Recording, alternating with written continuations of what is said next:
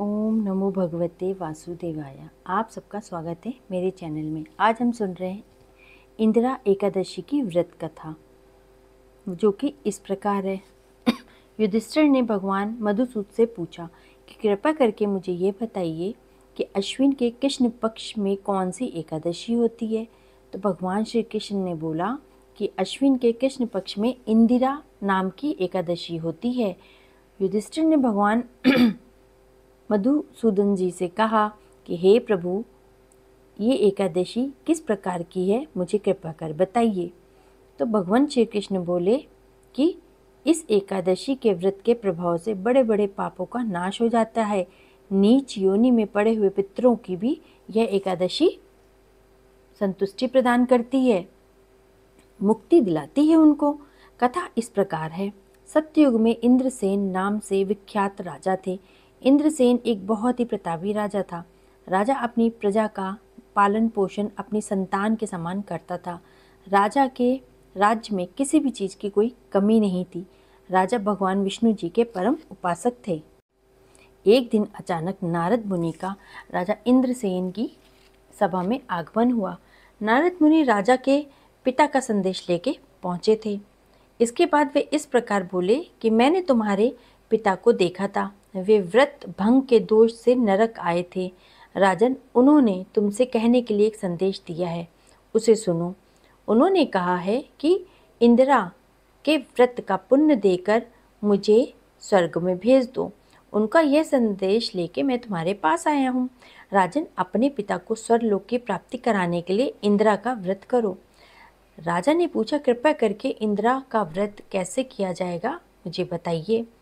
तो नारद मुनि जी ने बोला कि अश्विन मास के कृष्ण पक्ष में दशमी के उत्तम दिन को प्रातःकाल स्नान करो, फिर मध्यकाल में स्नान करके एकचित्त होकर के एक समय का भोजन करो और रात्रि में भूमि पे ही सो जाओ।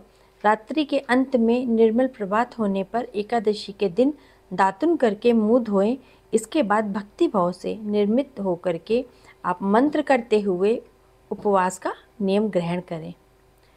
तो इस प्रकार से राजा ने कहा कि हे नारद, आपके अनुसार निराहार रह के कल भोजन करूँगा, आप मुझे शरण दें। इस प्रकार नियम करके मध्यकाल में ही पितरों की प्रसन्नता के लिए शालिग्राम शिला के सम्मुख विधि पूर्वक श्राद्ध करें और दक्षिणा में ब्राह्मणों का सत्कार करें, भोजन कराएं।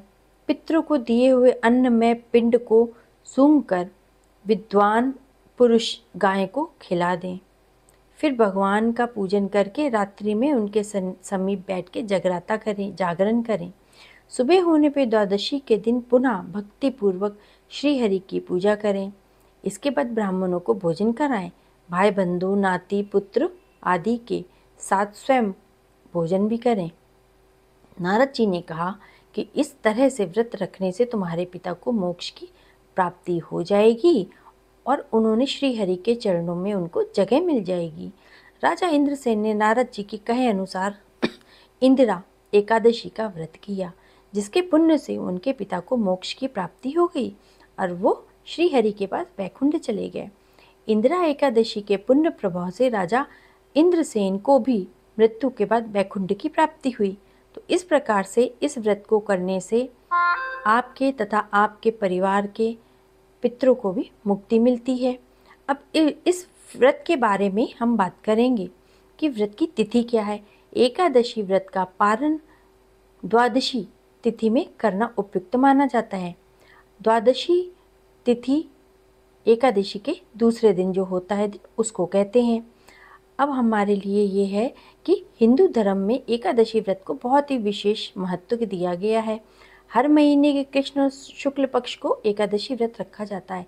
हिंदू पंचांग के अनुसार अश्विन माह के कृष्ण पक्ष की एकादशी को इंदिरा एकादशी कहा जाता है। इस साल इंदिरा एकादशी 17 सितंबर बुधवार को मनाई जाएगी। मान्यता है कि एकादशी के दिन भगवान विष्णु जी की पूजा करने से जातक को मनवांछित फल की प्राप्ति होती है। एकादशी का व्रत पारण द्वादशी तिथि के भीतर करना अत्यंत शुभ माना जाता है और ये भी मान्यता है कि द्वादशी तिथि में एकादशी व्रत का पालन करने से ही व्रत का पूर्ण फल प्राप्त होता है। एकादशी व्रत के पारण का समय एवं विधि। इंदिरा एकादशी पंचांग के अनुसार तिथि 17 सितंबर को सुबह 12:21 पे प्रारंभ होगी और 17 सितंबर को रात को 11:39 पे समाप्त होगी। तो इस प्रकार को आपको इस समय पे ही पूजा पाठ करनी है। अब व्रत के पारण का शुभ मुहूर्त इस प्रकार है। इंदिरा एकादशी व्रत का पारण 18 सितंबर को किया जाएगा। 18 सितंबर को इंदिरा एकादशी व्रत का जो शुभ मुहूर्त है वो 6:07 से 8:24 तक सुबह का है। पारण तिथि के दिन द्वादशी समाप्त होने का जो समय है वो रात को 11:21 तक का है। व्रत के पारण की विधि। अब आप सब लोग बहुत सोचते हैं कि हम ये कैसे करेंगे, तो वो इस प्रकार है। एकादशी व्रत के अगले दिन सूर्योदय से उठ के आपको पहले स्नान करना है, भगवान विष्णु की विधिवत पूजा अर्चना करनी है, भगवान विष्णु के मंत्रों का जाप करना है, या फिर विष्णु चालीसा पढ़ना है, या फिर सुनना है, या फिर आपको विष्णु सहस्त्र नाम का पाठ करना है। नहीं तो ओम नमो भगवते वासुदेवाय का पाठ कर लीजिए आप। भगवान विष्णु जी को तुलसी दल युक्त पंजीरी, हलवा या फिर मालपुआ मीठे का भोग लगाना है।